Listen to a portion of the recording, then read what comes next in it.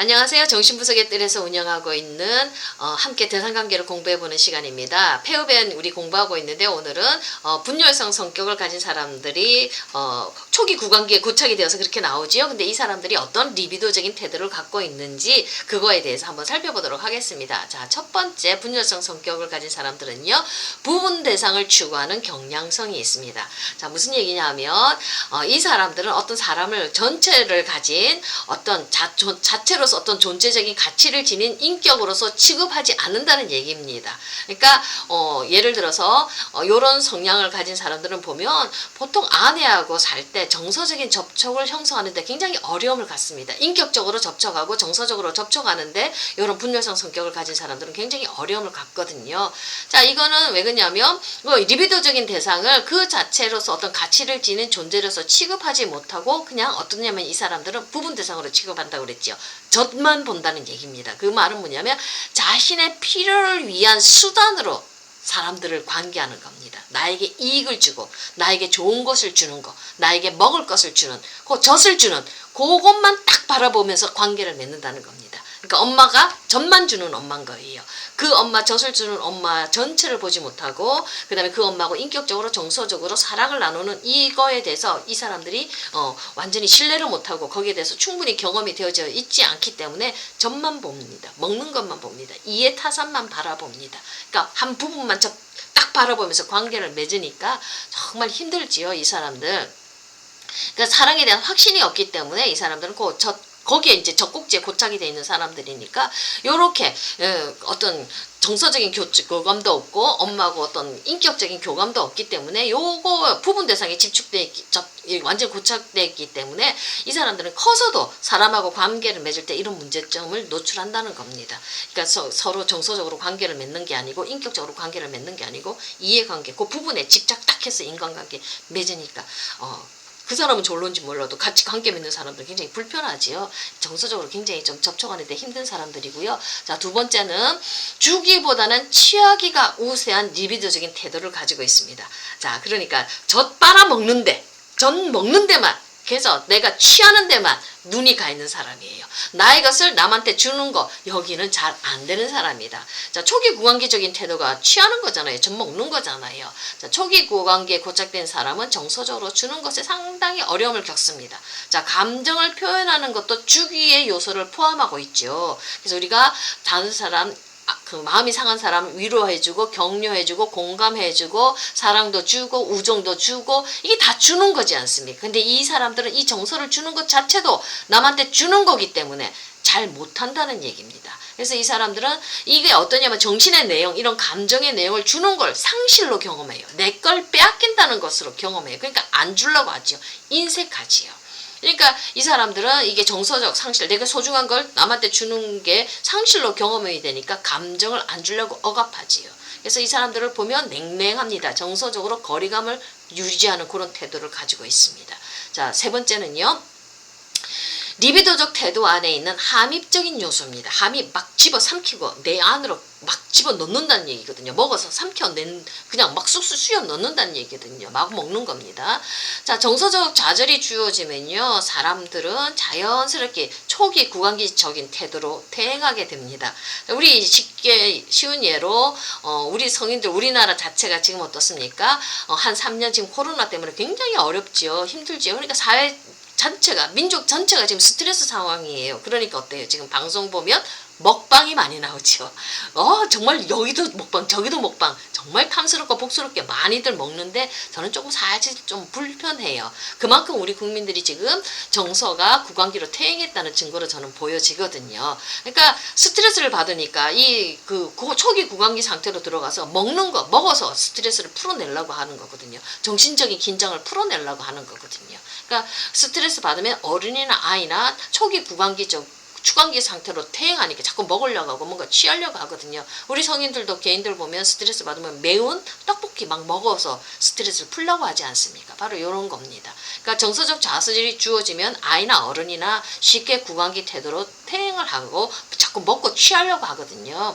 자, 그때 초기 구강기 때 아이는 엄마한테 이제 사랑받는다고 충분히 느껴야 되거든요. 한 3개월, 5개월 요 안에요. 그러면 근데 이때 아이들 엄마가 양육이 실패라면 아이는 자신이 엄마에 의해서 사랑받는다고 느끼지 않고요.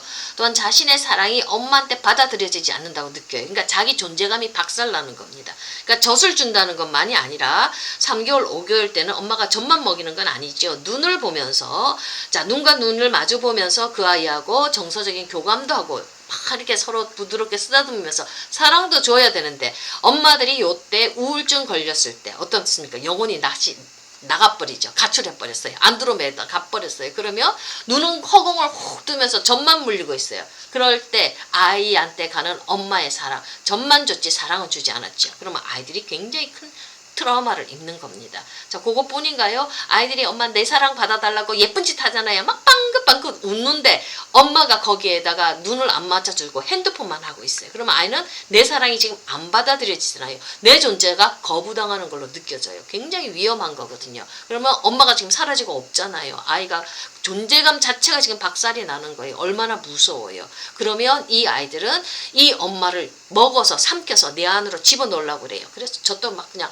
허기진 것처럼 개걸스럽게 먹어 제끼거든요. 그래서 외부에 있는 대상, 바깥에 있는 엄마 대상을 내 안으로 잡아 넣으려고 막 먹어 제껴요. 그러면 이게 바로 함입이라는 거거든요. 구강기적인 충동으로 대상을 막 함입하는 거예요. 내 안으로 잡아 넣습니다. 그러면서 내 안에 엄마 잡아 넣는데 이때는 어떠냐면 엄마와의 경험, 좋은 엄마와의 경험도 내 속에 안으로 무의식 안으로 집어넣고요. 그 다음에 나쁜 엄마, 나쁜 대상과의 경험도 내 안으로 막 다 갖다 집어넣어놔요. 내 안으로. 그래서 외부 대상하고 리비도는 어떻게 되냐면 내 안에 있는 것만이 아니라 외부 대상, 바깥에 있는 사람을 향해서 내 에너지가 나가야지 그 사람하고 사랑의 관계를 맺잖아요. 근데 이 사람은 엄마가 너무 불안하니까 그걸 내 안으로 지금 갖고 들어와 버렸잖아요. 내적 대상, 외적 대상으로 내재화시키거든요. 그렇게 하면서 여기 있는 나하고 관계를 맺는 거예요. 내 안에 있는 대상하고 관계를 맺는 거예요. 그러니까 바깥 외부 대상, 엄마라든지 아빠라든지 형제라든지 친구하고 친밀한 관계를 맺지 못해요. 자기만의 세계에 딱 떨어져서 살고 있습니다. 자, 이렇게 되면은 정말 관계가 잘 안 맺어지면서 참 많이 그 사람들 참 많이 외롭고 쓸쓸하겠지요. 그러니까 이 사람들은 뭔가를 줄 때, 관계를 맺을 때 자기가 고갈된다는 것을 느끼기 때문에 이 사람들은 혼자 있으려고 많이 그러지요. 그러면서 요게 조금 더 심한 경우가 어떤 경우냐면 우리 보통 그 산모들 결혼하고 나서 이제 산모들 출산할 때 아이를 탄생하는 거는 굉장한 기쁨이고 즐거움이지 않습니까? 근데 이 사람들은 나의 소중한 것들을 박탈됐다고 상실했다고 느끼면 산후 우울증에 걸리는 겁니다. 그러니까 이 사람들은 어떠냐면 분열성 경향이 심한 사람들은 어떠냐면은 자, 이 사람들은 외부 대상하고 관계를 잘 못 맺고 그다음에 내 안에 있는 것들을 내보내는 거에 대해서 좀 못하지요. 그래서 자꾸 이거 취한다고 얘기를 하지 않습니까? 근데 우리 사람들은 관계는 어때요? 소중하고 귀한 거는 나누어 줄 때, 그 사람들과 함께 할 때 우리가 기쁨과 즐거움, 가치가 더욱더 고양되어지지 않습니까? 그런 걸 모르고 나 안으로 꽁꽁 싸매우고 들어가니까 나만 가지고 있고 남의 것은 빼앗아서 내 안으로만 들어오려고 하니까 이런 사람들하고 관계를 맺으면 우리가 탈진돼요. 외부 사람들이, 바깥 사람들이 탈진되고 기가 빠져요. 에너지가 빠져요. 이런 사람들 상담하면은. 근데 본인 스스로는 좋겠죠. 다 뺏어갔으니까. 자, 이건 굉장히 친구들 간에서고 부부 간에서고 이렇게 분열성 성격을 가진 사람들하고 있으면 우리가 지쳐요. 굉장히 에너지가 많이 고갈되고 빠져버리거든요. 근데 이 사람은 안 주기 때문에 그렇습니다. 관계는 주고받을 때 서로 에너지가 더 활기차게 올라가지 않습니까? 그런 특징이 있고요.